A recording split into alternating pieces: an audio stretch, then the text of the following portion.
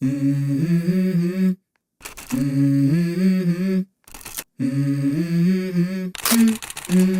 go.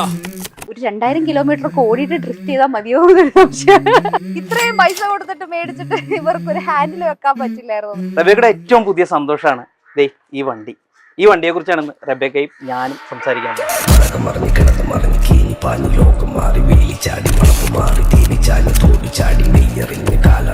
First call Thrissur ഷോറൂമിൽ ആദ്യത്തെ call വരുന്നത് എനിക്ക്. എവിടെയാണ് ആദ്യം വണ്ടി വരണം അവിടെ പോയി പിടിക്കാൻ വേണ്ടിയിട്ടുള്ള ലക്ഷ്യമായിരുന്നു എന്റെ.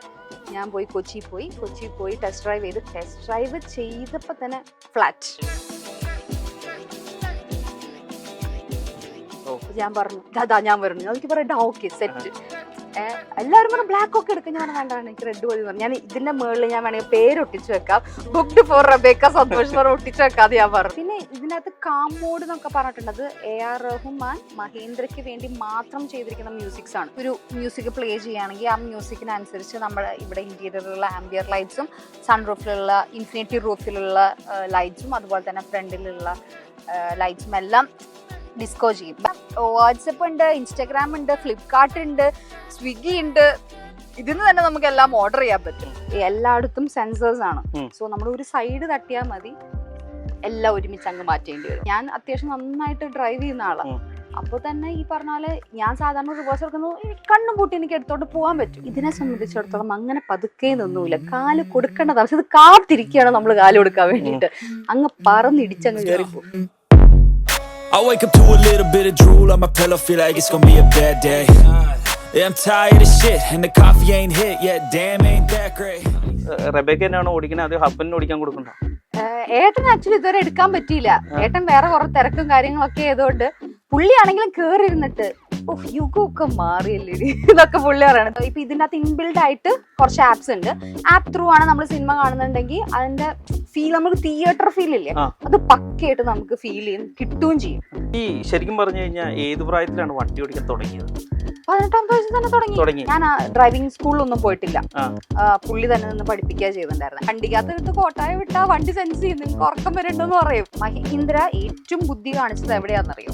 അവരാകെപ്പാടെ ഇറക്കിയിരിക്കുന്നത് ഹയർ വേരിയന്റ് മാത്രമാണ്. വാട്സ്ആപ്പ് വഴി ഇംഗ്ലീഷ് പഠിക്കാൻ ഇംഗ്ലീഷ് കഫേ ഉള്ളപ്പോൾ ഇംഗ്ലീഷ് ഒരു വിഷയമേ അല്ല. English cafe presents you the perfect English. English cafe, we present you the perfect English. WhatsApp now 9633 888 575. Hi hello, welcome to Star Wheels. നമ്മളൊരു പുതിയ സെഗ്മെൻറ്റ് തുടങ്ങിയേക്കുവാണ്, സെലിബ്രിറ്റികളുടെ വണ്ടികളെക്കുറിച്ച്. ഇന്ന് എൻ്റെ കൂടെയുള്ളത് സീരിയലുകളിലെ ലേഡി സൂപ്പർ സ്റ്റാർ, അത് നമ്മുടെ റബേക്ക. റബേക്കയുടെ ഏറ്റവും പുതിയ സന്തോഷമാണ് ദേ ഈ വണ്ടി. ഈ വണ്ടിയെക്കുറിച്ചാണ് റബേക്കയും ഞാനും സംസാരിക്കാൻ പോകുന്നത്. Welcome to the show. Thank you. ഇതിപ്പോൾ വണ്ടി എടുത്തിട്ട് എത്ര ആളായി? 1 വീക്ക് ആവുന്നു. 1 വീക്ക് ആവുന്നു. യെസ്. എവിടെയൊക്കെ കറങ്ങാൻ പോയി? അയ്യോ, സത്യം പറഞ്ഞാൽ കറങ്ങാനൊന്നും പോയില്ല. വണ്ടി കിട്ടി, 2-3 വട്ടം തൃശ്ശൂര് അങ്ങനെയൊക്കെ കറങ്ങി നേരെ ട്രിവാൻഡ്രത്തിന് പോന്നു. സത്യം പറഞ്ഞ ട്രിവാൻഡ്രത്തേക്കായിരുന്നു എന്റെ ലോങ് ഡ്രൈവ്. അവിടെ നിന്ന് ഇങ്ങോട്ട് ഓടിച്ചോണ്ട് വന്നത് കൂടെ ഹസ്ബൻഡ് ആയിരുന്നോ? ഇല്ല, ഞാൻ അവിടെ നിന്ന് ഇങ്ങോട്ടേക്ക് ഓടിച്ചോണ്ട് വന്നു. എങ്ങനെയുണ്ടായിരുന്നു അവിടെ നിന്ന് പോന്നിട്ട് എന്താ വെച്ചാൽ, ഒന്നാമത്തെ ഇലക്ട്രിക് കാറാണ്. അപ്പോൾ നമുക്ക് ബേസിക്കലി ആദ്യം നോക്കണമായിരുന്നു എത്ര റേഞ്ച് വരെ നമുക്ക് കിട്ടും എന്നുള്ളത്.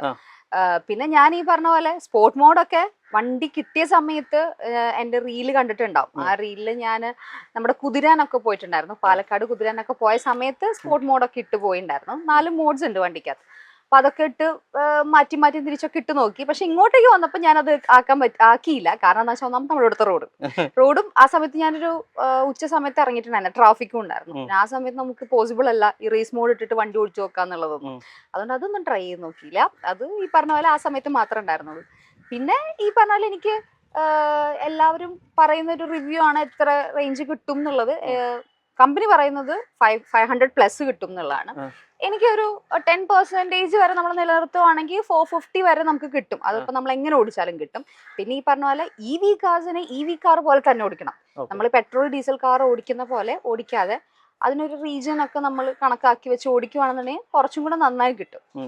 ഇത് ഓടിക്കാൻ വേണ്ടിട്ട് എന്തെങ്കിലും പ്രാക്ടീസോ അല്ല ട്രെയിനിങ്ങോ അങ്ങനെ എന്തെങ്കിലും? ട്രെയിനിങ് ഒന്നുമില്ല. ഇതിൻ്റെ അകത്ത് ആക്ച്വലി ഇത് കംപ്ലീറ്റ്ലി ഒരു AI കാറാണ്. അപ്പൊ ഇതിൻ്റെ അകത്ത് കുറേ ഫീച്ചേഴ്സ് ഉണ്ട്. കുറേയൊക്കെ എന്ന് വെച്ചാൽ നമ്മള് പഠിക്കാൻ എനിക്ക് തോന്നുന്നു ഒരു 1 വീക്കെങ്കിലും സമയം എടുക്കും. ഉം. ഇതിനകത്ത് പകുതി എനിക്ക് ആവശ്യമുള്ള സാധനങ്ങളെല്ലാം ഞാൻ പഠിച്ചു വെച്ചിട്ടുണ്ട് എന്തായാലും. പക്ഷെ നമ്മൾ ഈ പറഞ്ഞ പോലെ യൂട്യൂബും കാര്യങ്ങളൊക്കെ നോക്കുമ്പോൾ കുറേ ഫീച്ചേഴ്സ് ഉണ്ട്. നമ്മൾ ഫോൺ അപ്ഡേറ്റ് ചെയ്യുന്ന പോലെ തന്നെ ഈ കാർ അപ്ഡേറ്റ് ചെയ്തുകൊണ്ടേ ഇരിക്കണം. സോഫ്റ്റ്വെയർ അപ്ഡേഷൻസും കാര്യങ്ങളും വന്നുകൊണ്ടിരിക്കണം. ഈ 2 ദിവസം മുന്നേ കൂടെ മഹീന്ദ്രക്കാര് കാറ് വന്നെടുത്ത് അവർ പോയി കാര്യങ്ങളെല്ലാം ഓക്കെ അല്ലേ, സോഫ്റ്റ്വെയർ അപ്ഡേഷൻസ് എല്ലാം നോക്കി തിരിച്ചു കൊണ്ടിട്ടത്. അപ്പൊ ഈ പറഞ്ഞ പോലെ കാർ നമ്മൾ ഫോണിൽ എങ്ങനെ സോഫ്റ്റ്വെയർ അപ്ഡേറ്റ് ചെയ്യുന്നോ അതുപോലെ തന്നെ നമ്മൾ ഓരോ പ്രാവശ്യം അപ്ഡേഷൻസ് വരുമ്പോൾ ചെയ്യേണ്ടി വരും. പക്ഷേ ഈ പറഞ്ഞ പോലെ അതിൻ്റെതായിട്ടുള്ള ഫീച്ചേഴ്സും കാര്യങ്ങളും ഇതിനകത്ത് ഉള്ളത് കൊണ്ടാണ്. ഇപ്പൊ ഞാൻ എന്നെ സംബന്ധിച്ചിടത്തോളം ഞാൻ ഇതിനു മുന്നേ കിയ സോണറ്റ് ആണ് യൂസ് ചെയ്തുകൊണ്ടിരുന്നുണ്ടായിരുന്നത്. ഒരു കാർ മേടിക്കണം എന്നുള്ള ഒരു സാധനം മനസ്സിൽ വന്ന സമയത്ത് ടൊയോട്ട ഹൈറൈഡർ എടുക്കാൻ ഇരുന്നുണ്ടായിരുന്നത്. ആ സമയത്താണ് ഈ വണ്ടി ലോഞ്ച് ആവുന്നത്. ലോഞ്ച് ആവുന്നതിന്റെ ഫസ്റ്റ് ഡേ ഞാൻ ഈ സാധനങ്ങളെല്ലാം കണ്ട് അന്ന് മുഴുവൻ യൂട്യൂബിൻ്റെ അകത്തായിരുന്നു. ഞാൻ ഇരുന്ന് വീഡിയോസ് കണ്ടുകൊണ്ടിരിക്കുകയായിരുന്നു. പിറ്റേ ദിവസം ഞാൻ മഹേന്ദ്രയുടെ ഷോറൂമിൽ വിളിക്കാം. അപ്പൊ ഞാൻ പറഞ്ഞു അവര് വിചാരിക്കുന്നത് XUV-ക്കോ അതിനെന്തിനോ ആണ് അവര് എൻക്വയറി ചെയ്യുന്നത്. പക്ഷെ ഞാൻ പറഞ്ഞു എനിക്ക് ഇതൊന്നും അല്ല, എനിക്ക് B6 ആണ് വേണ്ടത്. അപ്പൊ B6 ഞങ്ങൾക്ക് ആ വണ്ടിയെ കുറിച്ച് ഒരു പിടുത്തമില്ല, അതെന്തത് അവർ എന്റെ അടുത്ത് ചോദിക്കുന്നു. അപ്പൊ ഞാൻ പറഞ്ഞു അപ്പൊ നിങ്ങൾക്ക് അറിയില്ലേ? ഞാൻ പറഞ്ഞു ഇന്നലെ ലോഞ്ചായ വണ്ടിയെ കുറിച്ചാണ് ഞാൻ നിങ്ങളോട് ഞാനിവിടുന്ന് എല്ലാം പഠിച്ചു വെച്ചേക്കുക. അപ്പൊ B6-നെ കുറിച്ചാണ് ഞാൻ ചോദിച്ചുകൊണ്ടിരിക്കണം. അപ്പൊ ഞാനും ഉണ്ട്, ഞങ്ങളുടെ സീരിയലിൽ ആനന്ദേനുണ്ട്. അപ്പൊ ഞങ്ങൾ രണ്ടുപേരും ഭയങ്കര ഡിസ്കഷൻ. പുള്ളി 9E കുറിച്ച് ഡിസ്കസ് ചെയ്യും, ഞാൻ 6E കുറിച്ച് ഡിസ്കസ് ചെയ്യും. അപ്പൊ ഈ പറഞ്ഞ പോലെ അവരുടെ അടുത്ത് ചോദിച്ചിട്ട് അവർക്കൊരു ഇതുമില്ല, എന്തെങ്കിലും ഉണ്ടെങ്കിൽ അറിയിക്കാം എന്ന് പറഞ്ഞു. ഞാൻ പറഞ്ഞു ശരി. എന്നിട്ട് ഞാൻ വിട്ടില്ല. ഞാൻ എറണാകുളം ഷോറൂമിൽ വിളിച്ചു, ട്രിവാൻഡ്രത്തെ ഷോറൂമിൽ വിളിച്ചു, എവിടെയൊക്കെ പരിചയം ഉണ്ടോ അവിടെയൊക്കെ വിളിച്ച് അന്വേഷിച്ചു. അപ്പൊ അവർക്ക് ആർക്കും ഒരു ഇതില്ല. പറയുന്നത് എല്ലാവരും അന്വേഷിക്കുന്നുണ്ട്. അപ്പൊ ഞങ്ങൾക്ക് ആർക്കും ഇതിനെ കുറിച്ച് റേറ്റിന്റെ കാര്യം അവർക്കറിയില്ല, ഏതൊക്കെ സെഗ്മെന്റ്സ് വരുന്നുണ്ട് എന്ന് അറിയില്ല. എന്താ പറയാ ബേസിക് റേറ്റ് മാത്രമേ അവർക്ക് അറിയത്തുള്ളൂ. ബാക്കി ഹയർ വേരിയന്റിന് എത്ര റേറ്റ് വരുമ്പോൾ ഒരു കാര്യം അവർക്കറിയില്ല. ഞാൻ പറഞ്ഞു ശരി എന്നാ ഓക്കെ എന്ന് പറഞ്ഞ് കഴിഞ്ഞിട്ട് എനിക്ക് തോന്നുന്നു നവംബറിലാണ് സംഭവം നടക്കുന്നത്. ഐ മീൻ നവംബറിലാണ് ഇവർ ലോഞ്ച് ചെയ്യുന്നത്. Jan 9 തോന്നുന്നു ഷോറൂമിലുള്ളവർക്ക് ഇതിനെ കുറിച്ചുള്ള അറിഞ്ഞു തുടങ്ങിയപ്പോ. അപ്പൊ അറിഞ്ഞ അവര് ഫസ്റ്റ് കോള് തൃശ്ശൂർ ഷോറൂമിൽ ആദ്യത്തെ കോള് വരുന്ന എനിക്കാ. കാരണം ഞാനാണ് അവർ ആദ്യം വിളിച്ച് ചോദിച്ചിട്ടുണ്ടായിരുന്നത്. അപ്പൊ ആദ്യത്തെ കോള് വരുന്ന എനിക്കാ. ഞാൻ വന്ന് നോക്കി യെസ് സംഭവം ടെസ്റ്റ് ഡ്രൈവിന് വണ്ടിയൊന്നും വന്നിട്ടൊന്നുമില്ല. ജസ്റ്റ് അവർക്ക് നിങ്ങൾ അതിനെ പ്രയോറിറ്റി ലിസ്റ്റിൽ ആഡ് ചെയ്യാൻ വേണ്ടിയിട്ടാണ് നമ്പർ ഒന്ന് തരണം, അല്ലെ മറ്റേ ആധാർ നമ്പേഴ്സ് തരണം എന്നൊക്കെ പറഞ്ഞിട്ട് നമ്മൾ ഓക്കെ എല്ലാം ഞാൻ സമ്മതിച്ച് അങ്ങ് ലിങ്ക് ഒക്കെ കൊടുത്ത് എല്ലാം ചെയ്തു കഴിഞ്ഞിട്ട് എനിക്ക് തോന്നുന്നു February 7th ടെസ്റ്റ് ഡ്രൈവിന് വണ്ടി വരുന്നത്. പക്ഷെ അതിന് മുന്നേ കൊച്ചിയിൽ വണ്ടി വന്നു. ഞാൻ നേരെ കൊച്ചിക്ക് വിട്ടു. എവിടെയാണ് ആദ്യം വണ്ടി വരുന്നത് അവിടെ പോയി പിടിക്കാൻ വേണ്ടിയിട്ടുള്ള ലക്ഷ്യമായിരുന്നു എന്റെ. ഞാൻ പോയി കൊച്ചി പോയി ടെസ്റ്റ് ഡ്രൈവ് ചെയ്തപ്പോ തന്നെ ഫ്ലാറ്റ്. അവര് ഫീച്ചേഴ്സ് ഒക്കെ പറഞ്ഞിട്ട് എന്റെ കണ്ണ് തള്ളി നിൽക്കും. ഞാൻ എന്തത് ഇത് കാറാണോ ടോയ് കാറില്ലേ നമ്മള്. ഇപ്പൊ ഞാൻ ഈ വണ്ടി ഇവിടെ കണ്ടപ്പോ ഇവിടെ എല്ലാവരും പറയും മറ്റേ നമ്മൾ കുഞ്ഞിലെ മറ്റേ ഇങ്ങനെ വലിച്ചിട്ട് ഇങ്ങനെ വണ്ടി ഉണ്ടല്ലോ, ആ ടോയ് കാർ പോലെ ഉണ്ട് എല്ലാവരും പറയും. അപ്പൊ അപ്പോഴേ ഞാൻ തീരുമാനിച്ചു. അപ്പൊ February 14th ബുക്കിംഗ് സ്റ്റാർട്ട് ചെയ്യുന്നത്. അതിനു മുന്നേ തന്നെ ഞാൻ എന്ത് ചെയ്തു, ടെസ്റ്റ് ഡ്രൈവ് അതിന് മുന്നേ കിട്ടി എനിക്ക്. പക്ഷെ ഞാനത് തൃശ്ശൂർ ഷോറൂമിൽ പറഞ്ഞില്ല ഞാൻ ടെസ്റ്റ് ഡ്രൈവ് ചെയ്തു. പക്ഷെ അതിന് മുന്നേ തന്നെ 14th ചെക്ക് ഇട്ടിട്ട് അവർക്ക് നേരത്തെ കൊടുത്തു. ഞാൻ പറഞ്ഞു നിങ്ങൾ എനിക്ക് ആ സമയത്ത് എന്തോ എനിക്ക് 14th ഷൂട്ട് ഉണ്ടായിരുന്നു, അപ്പൊ എനിക്ക് വരാൻ പറ്റില്ല. പക്ഷെ വാട്ട് എവർ ഈ ഡേറ്റിലുള്ള ചെക്ക് നിങ്ങൾ കയ്യിൽ പിടിച്ചോ, ഫസ്റ്റ് ബുക്കിംഗ് എന്റെ ആയിരിക്കണം എന്ന് പറഞ്ഞിട്ട് ഞാൻ അപ്പോഴേ ചെക്ക് ഇട്ടിട്ട് കൊടുത്തു. അതും എത്ര February തന്നെ ഫസ്റ്റ് വീക്കിലും കണ്ടോ കൊടുത്തേച്ചു. ഞാൻ ബാക്കിയൊക്കെ വരുന്ന വെച്ച് കാണാം, നിങ്ങൾ എല്ലാം എടുത്തോ അല്ലെങ്കിൽ ലൈക്ക് ഇതെടുത്തോ എന്ന് പറഞ്ഞിട്ട് അഡ്വാൻസ് ബുക്കിംഗ് ഒക്കെ ചെയ്ത് കഴിഞ്ഞു. പിന്നെ March 1st വീക്കിനാണ് വണ്ടി വരുന്നതെന്ന് പറഞ്ഞു. അതുകൊണ്ട് February last തന്നെ പേയ്മെന്റ്സ് എല്ലാം കൊടുത്ത് ക്ലോസ് ചെയ്തു. പക്ഷെ March 1st വീക്ക് വണ്ടി വന്നില്ല, 15th പറഞ്ഞു, 15th വണ്ടി വന്നില്ല, 20 എന്ന് പറഞ്ഞു, 20 വണ്ടി വന്നില്ല. കയ്യിൽ കിട്ടിയപ്പോ 24th ആയി. ഇല്ല ടെൻഷൻ ഒന്നും ആയില്ല. കാരണം യാർഡിൽ നേരത്തെ വണ്ടി വന്നായിരുന്നു. അപ്പൊ ഞാൻ ഇടയ്ക്ക് പോയി ഇങ്ങനെ വിസിറ്റ് ചെയ്യുമായിരുന്നു ഷോറൂമിൽ. എന്തായി വണ്ടി ഇപ്പോഴെങ്ങനെ കിട്ടുമോ? യാർഡിൽ വണ്ടി വന്നു എന്ന് അറിഞ്ഞപ്പോഴേ ഞാൻ പോയി കണ്ടു. കാരണം കളർ ഞാൻ ഈ പറഞ്ഞ റോട്ടിൽ കണ്ടിട്ടില്ല. ടെസ്റ്റ് ഡ്രൈവിന് ആകെ പാടെ 2 കളേഴ്സ് ഉണ്ടായിരുന്നുള്ളൂ, വൈറ്റും ഒരു സാൻഡിന്റെ കളറും ആയിരുന്നു ഉണ്ടായിരുന്നത്. അപ്പൊ അത് മാത്രമേ കണ്ടിട്ടുള്ളൂ, റെഡ് ഞാൻ കണ്ടിട്ടില്ല. അപ്പൊ റെഡ് ഒരെണ്ണം യാർഡിൽ വന്നിട്ടുണ്ടെന്ന് പറഞ്ഞപ്പോ ഒരെണ്ണേ വന്നിട്ടുള്ളൂ. അവർക്ക് 10-30 വണ്ടി വന്നാലും ആകെ ഒറ്റ റെഡേ ഉള്ളൂ. ഞാൻ പറഞ്ഞു അതാ ഞാൻ വരുന്നു. എനിക്ക് റെഡ് ഓക്കെ സെറ്റ്. എല്ലാവരും പറഞ്ഞു ബ്ലാക്ക് ഒക്കെ എടുക്കും. ഞാൻ വേണ്ട എനിക്ക് റെഡ് മതി പറഞ്ഞു. ഞാൻ ഇതിന്റെ മുകളിൽ ഞാൻ വേണമെങ്കിൽ പേര് ഒട്ടിച്ചു വെക്കാം, ബുക്ക്ഡ് ഫോർ റബേക്ക സന്തോഷ് ഒട്ടിച്ചു വെക്കാതെ ഞാൻ പറഞ്ഞു. അതൊന്നും വേണ്ട അവിടെ പറഞ്ഞിട്ട് യാർഡിൽ പോയി വണ്ടി കണ്ടു. അതൊക്കെ നേരത്തെ. അപ്പൊ എനിക്കറിയാം വണ്ടി അവിടെ ഉണ്ടെന്നുള്ളത് അറിയാം. പിന്നെ ഈ കിട്ടാൻ ഈ മഹേന്ദ്രന്ന് മേളിന്ന് ഇതുണ്ടെങ്കിൽ മാത്രമേ അവർക്ക് ബുക്കിംഗ് എല്ലാം ഓപ്പൺ ചെയ്യാൻ പറ്റത്തുള്ളൂ. അതിന്റെ ഒരു പ്രശ്നങ്ങളുള്ളതുകൊണ്ട് കുറച്ച് പിന്നെ ഈ പറഞ്ഞ പോലെ സോഫ്റ്റ്വെയർ അപ്ഡേഷൻസ് ഇടയ്ക്ക് ഉണ്ടായിരുന്നു. ഇത് നിങ്ങൾ അറിഞ്ഞിട്ടുണ്ടോന്ന് അറിയില്ല. ലൈക്ക് ആദ്യമേ ഒരു വണ്ടി ഇറക്കിയ സമയത്ത് 3 മോഡേ ഉണ്ടായിരുന്നുള്ളൂ. അത് കഴിഞ്ഞിട്ട് വണ്ടി കുറെ ഒക്കെ ആടി വന്നു കഴിഞ്ഞിട്ട് അവർ 4 മോഡാക്കിയത്. അപ്പൊ ആ സോഫ്റ്റ്വെയർ അപ്ഡേഷൻ വന്നു. കീ ഫോബില് എന്താ വെച്ചാണെങ്കിൽ ജോയ്സ്റ്റിക്ക് പോലെ കീ ഫോബ് നമുക്ക് പുറത്തു നിന്നിട്ട് വണ്ടി റിവേഴ്സ് എടുക്കാനും ഇതിനെല്ലാം പറ്റും. അപ്പൊ ആ ഫോബിന്റെ സൈഡിലുള്ള 2 കീസ് കാണാൻ പറ്റുന്നില്ല എന്നുള്ള ഒരു പരാതി ഉണ്ടായിരുന്നു. അവരെന്ത് ചെയ്തു, ഇറക്കിയ വണ്ടിയുടെ അത്രയും 14,000 വണ്ടിയുടെ എല്ലാ കീ ഫോബ്സും മാറ്റി, എല്ലാ കീസും തന്നെ മാറ്റി അവര്. അപ്പൊ അതിനുള്ള ടൈം ഒക്കെയാണ് വന്നിട്ടുണ്ടായിരുന്നത്. അതെല്ലാം മാറ്റിയാണ് ഫുൾ എന്താണ് സോഫ്റ്റ്വെയർ അപ്ഡേഷൻ എല്ലാം കഴിഞ്ഞ് പുത്തൻ പൊളി വണ്ടിയാണ് കയ്യിലേക്ക് ഇട്ടിരിക്കുന്നത്. അപ്പൊ ഇതിപ്പോ ഭയങ്കര പൊന്നു പോലെ കൊണ്ടു നടക്കണേന്നല്ലോ പറഞ്ഞത്. അതെ, തീർച്ചയായും വേണല്ലോ. നമ്മള് മറ്റേ വണ്ടിയൊന്നും കൊണ്ടുനടന്ന പോലെയല്ല. ഒന്നാമത്തെ കാര്യം എല്ലാ ലക്ഷറി കാർസിനും ഉള്ളതാണ്, എല്ലായിടത്തും സെൻസേഴ്സ് ആണ്. സോ നമ്മൾ ഒരു സൈഡ് തട്ടിയാൽ മതി, എല്ലാം ഒരുമിച്ച് അങ്ങ് മാറ്റേണ്ടി വരും. സോ നോക്കി കണ്ടും വേണം നടക്കാനായിട്ട്. അതിപ്പോ ഇവിടുന്ന് വണ്ടി എടുത്തു കഴിഞ്ഞപ്പോ തന്നെ കാരണം ഇവിടെ എല്ലാവരും പറയും ഞാൻ അത്യാവശ്യം നന്നായിട്ട് ഡ്രൈവ് ചെയ്യുന്ന ആളാ. അപ്പൊ തന്നെ ഈ പറഞ്ഞ പോലെ ഞാൻ സാധാരണ റിവേഴ്സ് എടുക്കുന്നത് കണ്ണും പൂട്ടി എനിക്ക് എടുത്തോണ്ട് പോകാൻ പറ്റും. കീ എടുത്തോണ്ടിരുന്ന സമയത്ത് എനിക്കറിയാം ഇത് എവിടെ ഒടിയും എവിടെ ഒടിയില്ല എന്ന് കറക്റ്റ് ആയിട്ട് അറിയാം. പക്ഷെ ഈ വണ്ടി വന്നു കഴിഞ്ഞപ്പോ ഞാൻ ഒന്ന് ശ്രദ്ധിക്കാൻ തുടങ്ങി. ഓക്കെ പോയില്ല, അല്ലെങ്കിൽ ആരെങ്കിലും നിർത്തി നോക്കുമെങ്കിലും ചെയ്യും ഫ്രണ്ട്. കാരണം നമ്മുടെ കയ്യിൽ പരിചയം വരുന്നേ ഉള്ളൂ, വണ്ടി എന്നോട് ഇണങ്ങുന്നതേ ഉള്ളൂ. അപ്പൊ അതുവരെ ഞാനൊന്ന് ശ്രദ്ധിക്കണം, എനിക്ക് നീളവും വീതിയൊക്കെ അറിയണല്ലോ. അതുവരെ ഞാൻ ശ്രദ്ധിച്ചാണ് എടുക്കുന്നത്. എന്റെ കയ്യിലൊന്നും മയപ്പെട്ട് വരട്ടെ കക്ഷി, അതെ ഒതുങ്ങി കിട്ടട്ടെ, എന്നിട്ട് വേണം ഇവനെ കൊണ്ടൊരു ലോങ് പോവാൻ. ഇന്ത്യ മൊത്തം കറങ്ങും ഇവനായിട്ട്. അങ്ങനെ ഇന്ത്യ മൊത്തം കറങ്ങണം എന്നൊക്കെ ആഗ്രഹമുണ്ട്.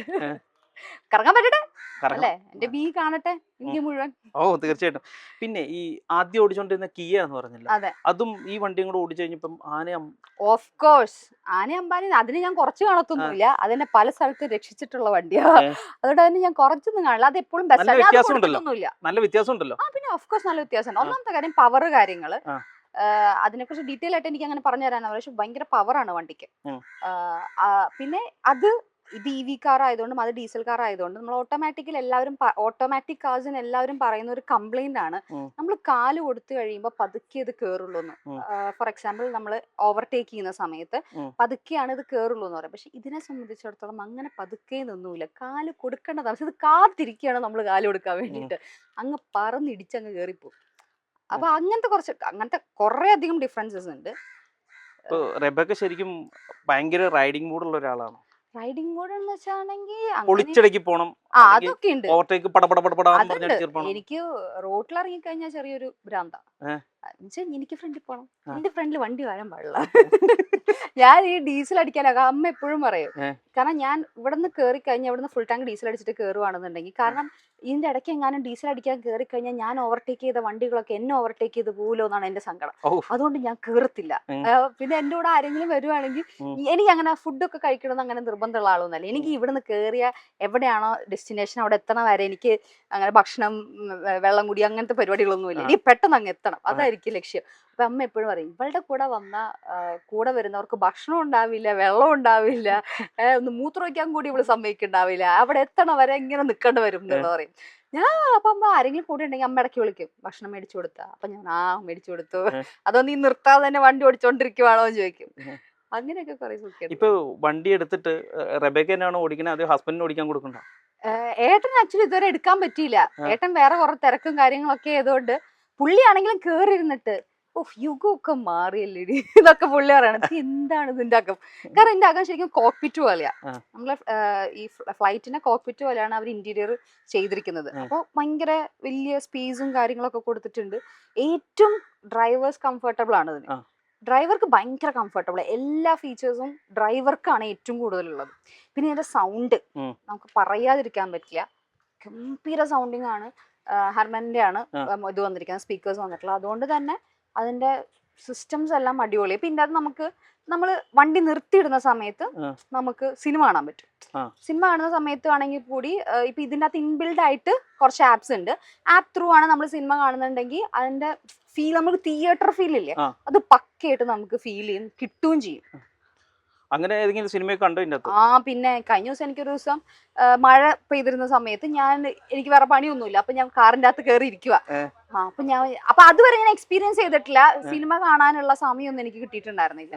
അപ്പൊ ഞാൻ വിചാരിച്ചു ഓക്കെ അത് എക്സ്പീരിയൻസ് ചെയ്ത് നോക്കാം എന്ന് കരുതിയിട്ടാണ് ഞാന് മറ്റേ ഇതൊക്കെ ഓപ്പൺ ചെയ്തിട്ട് റൂഫൊക്കെ ഓപ്പൺ ചെയ്തിട്ട് ശരിക്കും ആസ്വദിച്ചിരുത് കണ്ടു. അപ്പോഴാണ് എനിക്ക് ഇതിന്റെ സൗണ്ടിങ് ഒക്കെ എനിക്ക് മനസ്സിലായത്.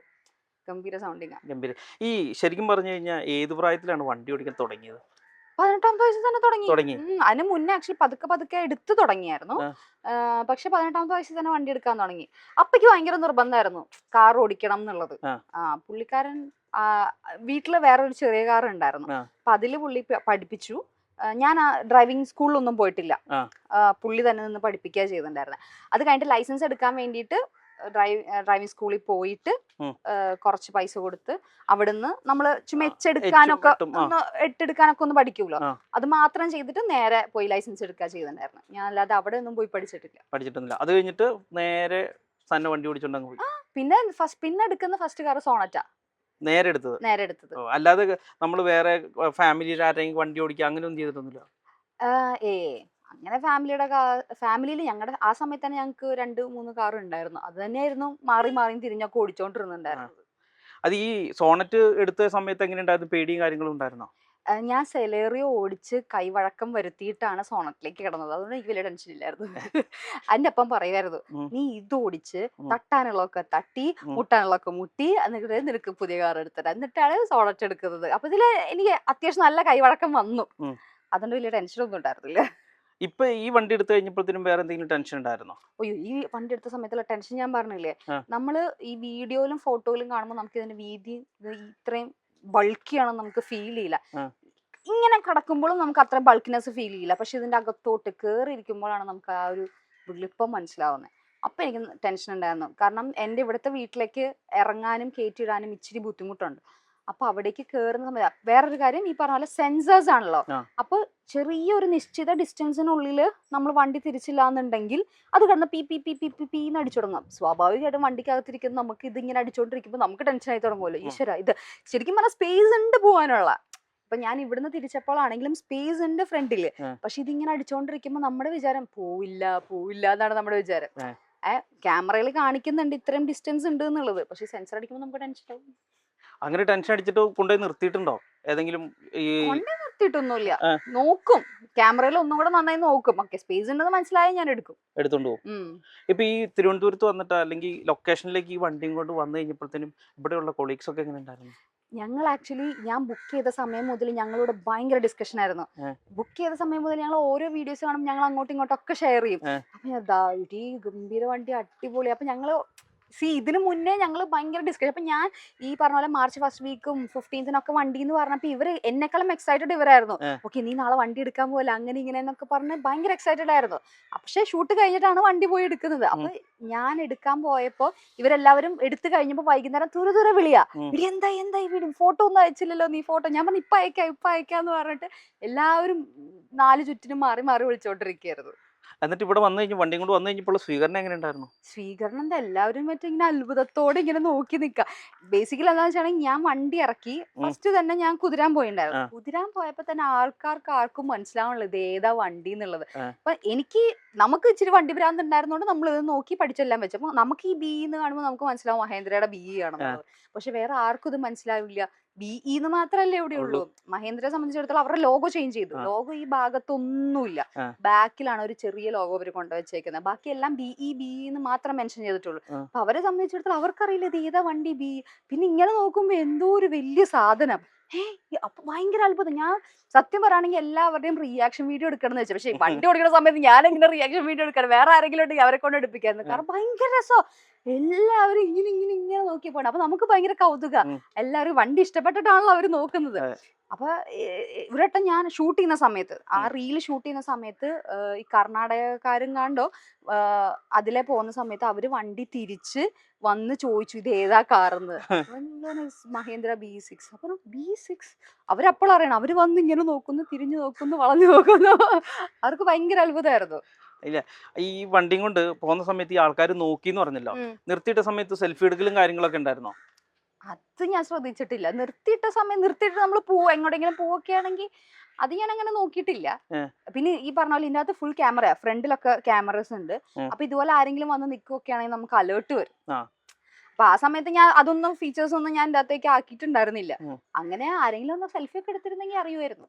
ഇപ്പൊ ഈ വണ്ടിയുടെ ഫീച്ചേഴ്സ് പഠിക്കാനായിട്ട് നമുക്ക് ഫുൾ ഫീച്ചേഴ്സ് പഠിക്കാനായിട്ട് നമുക്ക് ഒരുപാട് ടൈം എടുക്കുന്നു, റിവ്യൂവേഴ്സ് ഇങ്ങനെ പറയുന്നത്. ഇതിന്റെ അകത്ത് ഇപ്പൊ എന്തോരം ഫീച്ചേഴ്സ് വരെ റെബേക്ക പഠിച്ചു?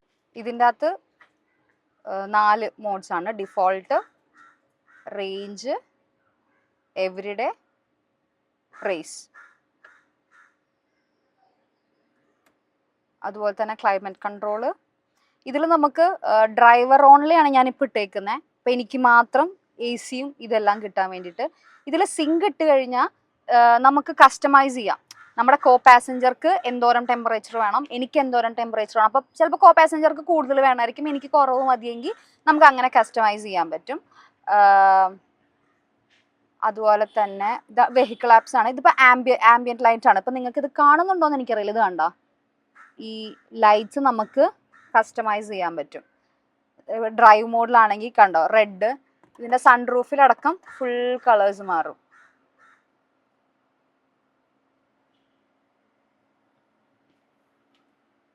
അതുപോലെ തന്നെ സ്പ്രിംഗ് മോഡ് ഉണ്ട്. സ്പ്രിങ്ങിലൊക്കെ ആണെന്നുണ്ടെങ്കിൽ കണ്ടോ ഈ കളേഴ്സ് ആണ് നമ്മുടെ ഇന്റീരിയറിൽ ഉണ്ടാവുക. ഇനി അതല്ല സിംഗിൾ കളർ വേണമെന്നുണ്ടെങ്കിൽ ഇതാ നമുക്ക് ഈ ഇൻഫിനിറ്റി റൂഫിൽ ഈ കളറ്, റിയർ ഡോറിൽ, ഫ്രണ്ട് ഗ്രൂപ്പിലൊക്കെ നമുക്ക് കളർ കസ്റ്റമൈസ് ചെയ്യാൻ പറ്റും. അപ്പം എനിക്ക് ഈ ഒരു കളറാണെന്നുണ്ടെങ്കിൽ ഇൻഫിനിറ്റി റൂഫിൽ എനിക്കൊരു ഗ്രീൻ ആണ് വേണ്ടെങ്കിൽ കണ്ടോ ഇങ്ങനെ ഇതാക്കാം. പിന്നെ 360 ഡിഗ്രി ക്യാമറയാണ്. ഇതിൻ്റെ അകത്ത് നമുക്ക് 3D വ്യൂ ഉണ്ടാവും. അതുപോലെ കോർണർ വ്യൂസ് എന്ന് പറഞ്ഞിട്ട് ഇതിപ്പോൾ ഫ്രണ്ടിൽ ലെഫ്റ്റ്, ഫ്രണ്ട് റൈറ്റ്, റിയറിൽ ലെഫ്റ്റ് റൈറ്റ്, അപ്പോൾ എല്ലാം നമുക്ക് കാണാൻ പറ്റും. ഇനി ഫ്രണ്ട് മാത്രമാണെങ്കിൽ ഫ്രണ്ട്. ഇതാണ് ഓട്ടോ പാർക്കിങ്ങിനുള്ളത്. ഇത് പാർക്കിംഗ്, പാർക്ക് ഔട്ട്, ഫ്രണ്ടിലോട്ട് എടുക്കാനും അതുപോലെ തന്നെ ബാക്കിലോട്ട് എടുക്കാനും, പിന്നെ വെർച്വൽ പാർക്കിംഗ്. ഇതിലിപ്പോൾ ചേട്ടൻ ഡോറ് തുറന്നിട്ടേക്കണോണ്ട് നമുക്ക് പാർക്ക് ചെയ്യാൻ പറ്റൂല. അല്ലെങ്കിലും ഈ സ്പേസിൽ നമുക്ക് പാർക്ക് ചെയ്യാൻ ഇച്ചിരി പാടായിരിക്കും. വണ്ടിയും സെൻസ് ചെയ്യണ്ടേ.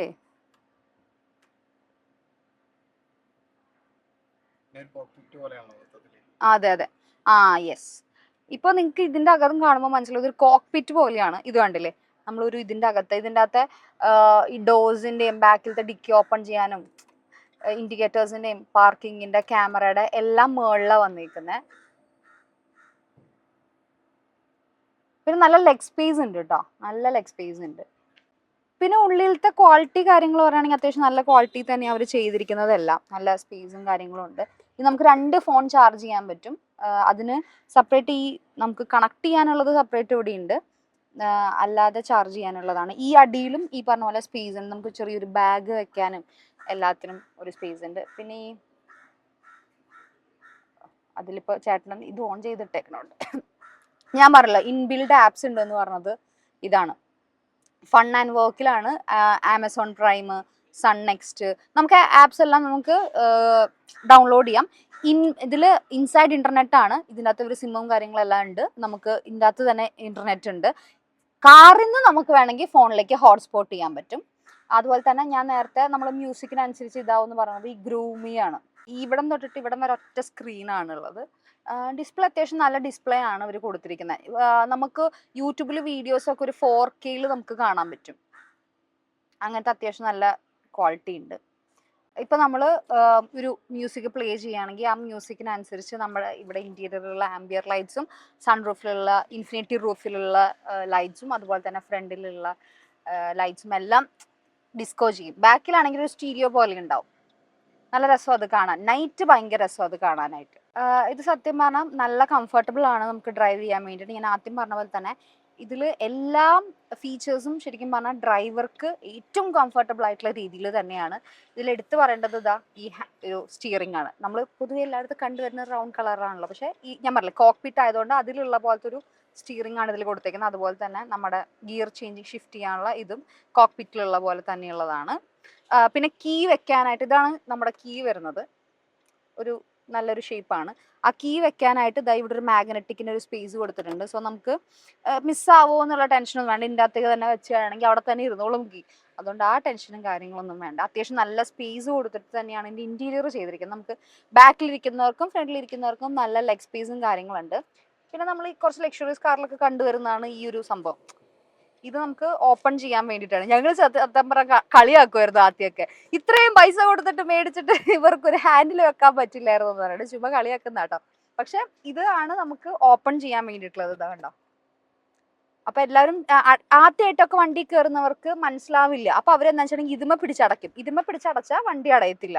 അതിന് വേണ്ടിയിട്ട് ഇവിടെ ഒരു സ്പേസ് ഉണ്ട്. ഇതിമ പിടിച്ച് അടയ്ക്കുമ്പോഴാണ് ക്ലോസ് ആവുന്നത്. വണ്ടി ഓടിക്കാൻ സൂപ്പറാണ്. ഇതിൻ്റെ അകത്ത് സത്യം പറഞ്ഞാൽ വാട്സപ്പ് ഉണ്ട്, ഇൻസ്റ്റാഗ്രാം ഉണ്ട്, ഫ്ലിപ്കാർട്ട് ഉണ്ട്, സ്വിഗ്ഗി ഉണ്ട്.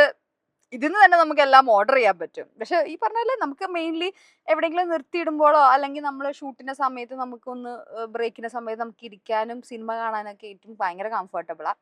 നിങ്ങൾക്ക് മ്യൂസിക്കിന്റെ ഞാൻ പറഞ്ഞായിരുന്നു AR റഹ്മാൻ കമ്പോസ് ചെയ്ത മ്യൂസിക്കാണ്. കണ്ട cozy mode, calm mode, club mode കണ്ട. ഇതിപ്പോൾ നോക്കിക്കോ. ഇതിപ്പോൾ കോസി മോഡ് വെക്കുമ്പോൾ ഇതെല്ലാം അഡ്ജസ്റ്റ് ആവും. ACs എല്ലാം അഡ്ജസ്റ്റ് ആവും. കണ്ട സീറ്റ്സ് എല്ലാം തനിയെ ഇതായി പതുക്കെ മ്യൂസിക് പ്ലേ ആവാൻ തുടങ്ങും. നിങ്ങൾക്ക് കോപ്പി റൈറ്റ് അടിക്കുന്നുള്ളതുകൊണ്ടാണ് ഞാൻ മ്യൂസിക് ഇടാത്തത്. അല്ലെങ്കിൽ AR റഹ്മാന്റെ മ്യൂസിക് നിങ്ങൾക്ക് കേൾക്കാൻ പറ്റും. ഇപ്പൊ നമ്മളിത് ക്ലോസ് ചെയ്യുമ്പോൾ നമ്മൾ ഏത് ലെവലിലാണോ ഇരുന്നിട്ടുണ്ടായിരുന്നത് അതിലേക്ക് സീറ്റും കാര്യങ്ങളെല്ലാം പൊസിഷനിലേക്ക് വരും. അതിപ്പോ നമ്മൾ ക്ലബ് മോഡ് ഇട്ടാൽ അതുപോലെ ആവും കേട്ടോ. ഈ ആംബിയർ ലൈറ്റ് വരെ അതെല്ലാം ചേഞ്ച് ആവും.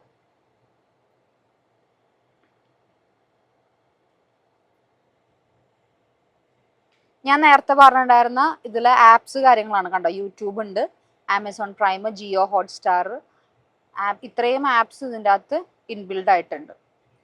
പിന്നെ അകത്ത് തന്നെ ഒരു ക്യാമറ ഉണ്ട്. ഈ ക്യാമറ നമുക്ക് യൂസ് ചെയ്ത് നമുക്ക് വീഡിയോ കോളും സെൽഫിയും കാര്യങ്ങളും എല്ലാം എടുക്കാൻ പറ്റും.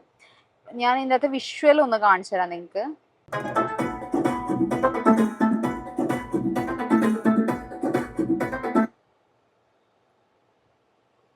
ഞാൻ പറഞ്ഞില്ല എനിക്ക് ആവശ്യമുള്ള സൗണ്ടിങ്ങിൻ്റെ കാര്യങ്ങൾ, ഡ്രൈവിംഗ് മോഡ്സ്, മറ്റേ ACസിൻ്റെ കാര്യങ്ങൾ, പിന്നെ ഈ ഫോണിൽ ആപ്പിൽ കൂടെ നമുക്ക് ചെയ്യാൻ പറ്റുന്ന കാര്യങ്ങൾ. പിന്നെ ഇതിനകത്ത് കാം മോഡ് എന്നൊക്കെ പറഞ്ഞിട്ടുണ്ട്. അത് AR റഹ്മാൻ മഹേന്ദ്രയ്ക്ക് വേണ്ടി മാത്രം ചെയ്തിരിക്കുന്ന മ്യൂസിക്സ് ആണ്. സോ ഇപ്പൊ നമ്മൾ സ്ട്രെസ്സൊക്കെ നമുക്കൊന്ന് ഇതാക്കാൻ വേണ്ടിയിട്ടാണെന്നുണ്ടെങ്കിൽ കാം മോഡൊക്കെ ഇട്ടാൽ തനിയെ സീറ്റ് എല്ലാം അറേഞ്ച് ചെയ്യും. AC മോഡലെല്ലാം ചേഞ്ച് ആവും. ഇപ്പൊ റൂഫ് ഓപ്പൺ ചെയ്യണമെങ്കിൽ റൂഫ് എല്ലാം ഓപ്പൺ ചെയ്ത് തനിയെ ആ മോഡിലേക്ക് ആവും. ആ മ്യൂസിക് പതുക്കെ ഇങ്ങനെ പ്ലേ ആയി തുടങ്ങും. അങ്ങനെ 3-4 മോഡ്സ് ഉണ്ട്. അങ്ങനത്തെ കുറെ കാര്യങ്ങളുണ്ട്. പിന്നെ ഗ്രൂമി എന്ന് പറഞ്ഞിട്ടുണ്ട്. അതാണ് എല്ലാവർക്കും ഭയങ്കര കൗതുകമുള്ളത്. നമ്മൾ വണ്ടി പാർക്ക് ചെയ്യുമ്പോൾ മാത്രമേ ഉള്ളൂ. നമ്മളൊരു മ്യൂസിക് ഇട്ടിട്ടുണ്ടെന്നുണ്ടെങ്കിൽ ആ മ്യൂസിക്കിനനുസരിച്ച് DJ, ഞങ്ങളൊക്കെ പാർട്ടി മൂഡ് എന്ന് പറയാം അതിനെ. കാരണം ലൈറ്റ്സ്, സൺറൂഫിലുള്ള ലൈറ്റ്സ്, ബാക്കിലുള്ള ലൈറ്റ്സ് എല്ലാം കിടന്ന് ഡാൻസ് കളിക്കാൻ തുടങ്ങും. അത് നൈറ്റ് ആകുമ്പോഴാണ് അതിന്റെ രസം അറിയാൻ പറ്റും. ഭയങ്കര രസം അത് കാണാൻ. അത് പക്ഷെ ഈ പാർക്കിങ്ങിൽ മാത്രമേ ഉള്ളൂ. റണ്ണിങ്ങിൽ അത് നടക്കില്ല. കാരണം റണ്ണിങ് നടക്കുന്ന സമയത്ത് ആരെങ്കിലും അതൊക്കെ ഓൺ ചെയ്തിട്ട് വേണം ആൾക്കാർ വന്ന് ഇടിക്കാൻ വണ്ടിക്കകത്ത്. മൊത്തം ലൈറ്റ് ആവും. പിന്നെ അപ്പൊ പാർക്കിങ്ങിൽ മാത്രമേ ഉള്ളൂ. അതൊക്കെ അടിപൊളി ഫീച്ചേഴ്സാ. ഒത്തിരി ഉണ്ട്, ഒരുപാട് ഫീച്ചേഴ്സ് ഉണ്ട്. എല്ലാം ഞാൻ പറയാം, എനിക്ക് ആവശ്യമുള്ളതെല്ലാം ഞാൻ പഠിച്ചു വെച്ചിട്ടുണ്ട്. ഇതിനകത്ത് ADAS ഫീച്ചർ ഉണ്ടായിരുന്നു. ADAS ഫീച്ചറിൽ ഈ പറഞ്ഞ പോലെ അതൊരു മിസ്റ്റേക്ക് ആയിട്ടല്ല ഞാൻ പറയുന്നത്. അത് നമ്മുടെ ഡ്രൈവിങ്ങിന് നമ്മുടെ സേഫ്റ്റിക്ക് വേണ്ടിയിട്ട് അവർ ചെയ്തിരിക്കുന്നതാണ്. ഫോർ എക്സാമ്പിൾ ഇപ്പോൾ നമ്മൾ വണ്ടി ഓടിക്കുന്ന സമയത്ത് ഒരു വണ്ടി അൺഎക്സ്പെക്റ്റഡ് ആയിട്ട് നിർത്തുകയോ ഒരാൾ വന്ന് ചാടുകയോ ഒരു ഒബ്ജക്റ്റ് ഫ്രണ്ടിൽ ഉണ്ട് എന്നുണ്ടെങ്കിൽ വണ്ടി സഡൻലി ബ്രേക്ക് ആവും. അതാണ് ADAS ഫീച്ചർ. പക്ഷെ ഇതിലെന്ന് വെച്ചാണെങ്കിൽ ആ ബ്രേക്കിംഗ് എന്തോരം വേണം എന്നുള്ളത് വരെയുണ്ട്. അപ്പൊ പെട്ടെന്ന് സഡൻലി ടക്ക് എന്ന് പറഞ്ഞ് ബ്രേക്ക് ആവും. അത് ഞാൻ ഒരിക്കലും അതൊരു മിസ്റ്റേക്ക് ആയിട്ട് പറയില്ല. നമ്മുടെ സേഫ്റ്റിക്ക് വേണ്ടിയിട്ടുള്ളതാണ്. പക്ഷെ ബാക്കിലുള്ള വണ്ടിക്ക് അറിയില്ലല്ലോ നമുക്ക് ADAS ഫീച്ചർ ഉണ്ടെന്നുള്ള കാര്യം. അവര് ബ്രേക്ക് ചവിട്ടാതെ നമ്മുടെ വണ്ടിക്ക് തുടർന്നിരിക്കും. അല്ല അതുണ്ട്. അപ്പൊ നമുക്കത് വേണമെങ്കിൽ ഓഫ് ചെയ്തിടാം. അത് വേണമെന്നുണ്ടെങ്കിൽ ഇട്ടാൽ മതി. അങ്ങനെ എനിക്കത് വേണ്ടാന്ന് തോന്നിയോണ്ട് അലേർട്ട് മാത്രം ഇട്ടു ഞാൻ. ഇപ്പൊ വണ്ടി ഫ്രണ്ടിൽ ബ്രേക്ക് പിടിക്കുവാണെന്നുണ്ടെങ്കിൽ എനിക്ക് അലേർട്ട് മാത്രം മതി എന്നാക്കി. അതുപോലെ തന്നെ റിവേഴ്സ് എടുക്കുമ്പോ വേറെ ബൈക്കോ കാറോ വല്ലതും കുറുകെ വരുവാണെന്നുണ്ടെങ്കിൽ, കുറുകെ അല്ല സോറി ബാക്കിൽ കൂടെ വരുവാണെന്നുണ്ടെങ്കിൽ ഈ വണ്ടി സഡൻലി ബ്രേക്ക് ഇടും. നമ്മുടെ പെർമിഷൻ ഇല്ലാതെ തന്നെ തനിയെ ബ്രേക്ക് ഇടും. അത് നമ്മൾ റിവേഴ്സ് എടുക്കാതിരിക്കാൻ വേണ്ടിയിട്ടാ. അതും വേണമെന്നുണ്ടെങ്കിൽ ഓഫ് ചെയ്തിടാം. പക്ഷെ അതെനിക്ക് വലിയ പ്രശ്നമായിട്ട് തോന്നില്ല. അത് പതുക്കെയാണ് ബ്രേക്ക് പിടിക്കുന്നത്. പക്ഷെ മറ്റേത് കുറച്ച് എന്നുള്ളൊരു ബ്രേക്ക് നമ്മുടെ മൊത്തം ജീവനും മുകളോട്ട് പോയി ഒറ്റടിക്ക് താഴോട്ട് വരുന്ന പോലെയാ.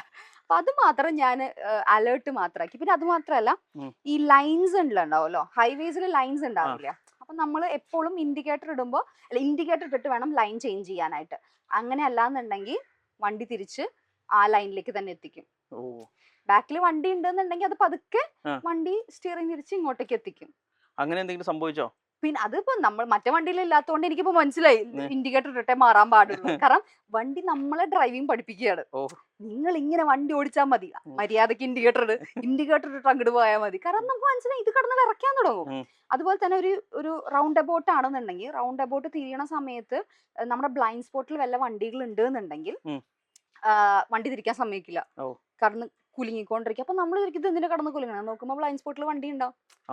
മനസ്സിലായില്ലേ? കുറെയൊക്കെ സേഫ്റ്റി മെഷർമെന്റ്സ് ആണ്. പക്ഷെ ഈ പറഞ്ഞാല് നമുക്ക് ചില സമയത്ത് എന്താണെന്ന് തോന്നും. പക്ഷെ അത് ശീലമായി കഴിഞ്ഞാൽ നമുക്ക് ഓക്കെ ആയിരിക്കും. പിന്നെ ഫോൺ വിളിച്ചോണ്ട് വണ്ടി ഓടിക്കില്ല, നടക്കില്ല, സ്റ്റിയറിംഗ് കടന്ന് പടയാൻ തുടങ്ങും.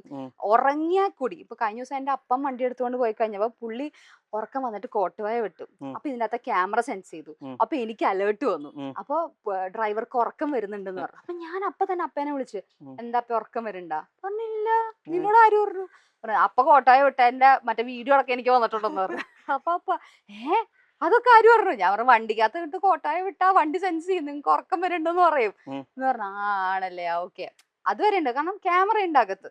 സോ ഇപ്പൊ ചേട്ടൻ കേറി ചേട്ടന്റെ എന്തൊക്കെയാണ് മീൻസ് ഡ്രൈവിംഗ് കംഫർട്ടബിൾ എന്നുള്ള, ഇപ്പൊ ഞാൻ ഡിഫോൾട്ട് മോഡിലാണ് ഓടിക്കുന്നത്. ചേട്ടൻ റേഞ്ച് മോഡിലാണെന്നുണ്ടെങ്കിൽ ചേട്ടനെ ക്യാമറ സെൻസ് ചെയ്തിട്ട് ചേട്ടന്റെ ഏതൊക്കെയാണ് മീൻസ് സീറ്റിംഗ് പൊസിഷൻസ്, അതുപോലെ തന്നെ AC, മറ്റേ ഓടിക്കുന്നതിന്റെ രീതികൾ, അതെല്ലാം അതിലേക്ക് മാറും. അതാണ് AI ആയിട്ട് ഇതാക്കുന്നത്. അപ്പോൾ ഏതാണ് ആര് കയറിയാലും നമ്മൾ ചേട്ടനെ നേരത്തെ സെൻസ് ചെയ്തിട്ട് ചേട്ടൻ എന്താണോ മോഡ് ഇട്ട് വെച്ചേക്കുന്നത് ആ മോഡിലേക്ക് മാറും.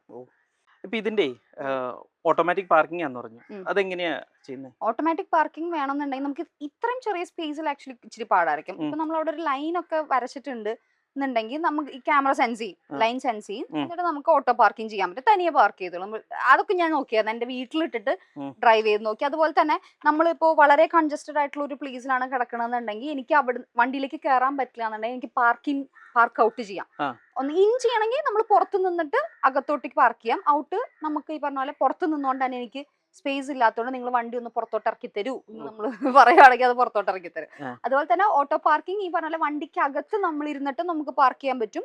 വണ്ടിയുടെ പുറത്ത് കീ ഫോബ് യൂസ് ചെയ്ത്, ഞാൻ പറയില്ലേ, കീ ഫോബിൽ സൈഡിൽ 2 സ്വിച്ചസ് ഉണ്ട്, അത് യൂസ് ചെയ്തും നമുക്ക് പാർക്ക് ചെയ്യാൻ പറ്റും. ഇത് രണ്ടും പരീക്ഷിച്ചു നോക്കി. അത് ഞാൻ ഷോറൂമിൽ പോയി ആണ് പരീക്ഷിച്ചു നോക്കിയത്. കാരണം എനിക്ക് കറക്റ്റ് ആയിട്ട് അറിയില്ലായിരുന്നു. അപ്പൊ ഞാൻ അവരോട് പോയി പറഞ്ഞു എനിക്കിത് പഠിപ്പിച്ചാന്ന് പറഞ്ഞിട്ട് അവിടെ ചെന്നാണ് ഇതാക്കിയത്, പഠിച്ചത്. ഇതിന്റെ ബിൽ ക്വാളിറ്റി എങ്ങനെയുണ്ട്?